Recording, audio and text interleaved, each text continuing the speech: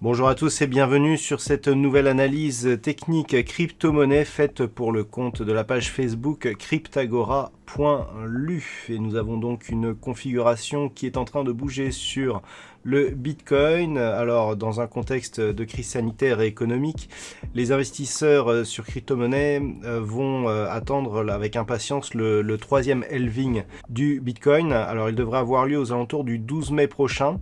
En gros, tous les 210 000 blocs de transactions effectuées, la rémunération aux mineurs se divise par deux. Elle passera donc de 12,5 bitcoins par bloc miné à 6,5 bitcoins. Alors pourquoi on dit ça? Tout simplement parce que lors des deux précédents halvings, eh bien, le bitcoin avait connu un plus haut peu de temps après. Donc on verra un petit peu comment cela se passe pour celui-ci.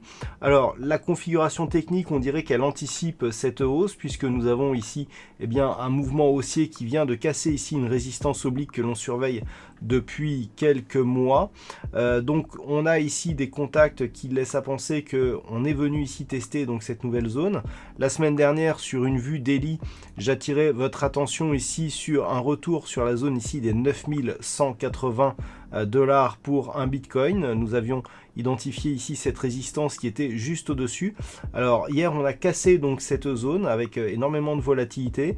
On a cassé la résistance oblique et aujourd'hui on se stabilise ici au-dessus de cette zone. Donc c'est assez intéressant vu le contexte actuel. Du point de vue des indicateurs techniques, nous sommes toujours sur une évolution haussière ici du point de vue du MACD et du RSI, donc le RSI qui se trouve dans sa zone de surachat, ce qui nous montre une forte pression donc sur cette crypto-monnaie. Alors la configuration elle est très simple, on était en hebdomadaire dans un triangle symétrique. Triangle symétrique étant une figure de continuité. On est rentré par le bas dans cette figure, on ressort par le haut. Donc on aura totalement validé la reprise d'une dynamique haussière sur rupture de ce point haut ici significatif, proche des 10 500 $ pour un bitcoin. On est en train de tester actuellement la zone psychologique des 10 000 $. Si cette zone venait à être franchie, la prochaine zone de résistance qui pourrait devenir l'objectif de cette dynamique se situe actuellement à 11 788 $ pour un bitcoin. Donc cet objectif sera valable tant que cette zone ici qui se situe entre 9180 et la résistance oblique qui pourrait donc entre-temps devenir support, ne sera pas refranchi à la baisse. Donc ici, tant qu'on reste au-dessus de cette zone 9200-9500 $.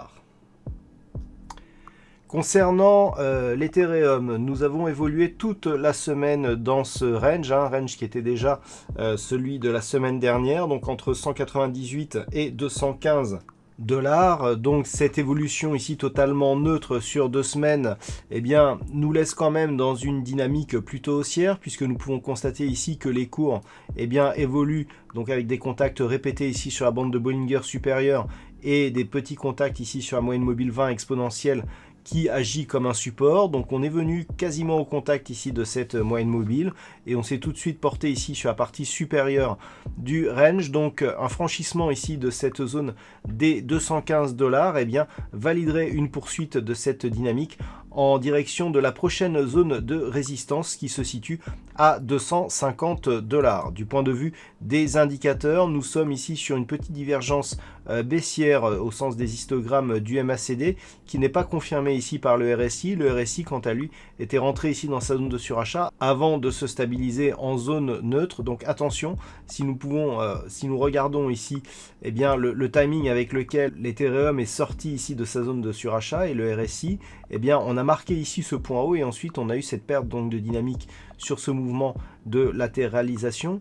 Donc si les cours venaient à casser ici à la hausse cette zone des 215, nul doute que le RSI pourrait reprendre une dynamique haussière et revenir ici dans sa zone de surachat, ce qui validerait donc là aussi la poursuite du signal haussier. Voilà donc ce que l'on peut dire sur cette analyse technique de ces principales crypto-monnaies. Passez un bon week-end, on se retrouve dès la semaine prochaine pour une autre analyse technique crypto, toujours sur la page cryptagora.lu.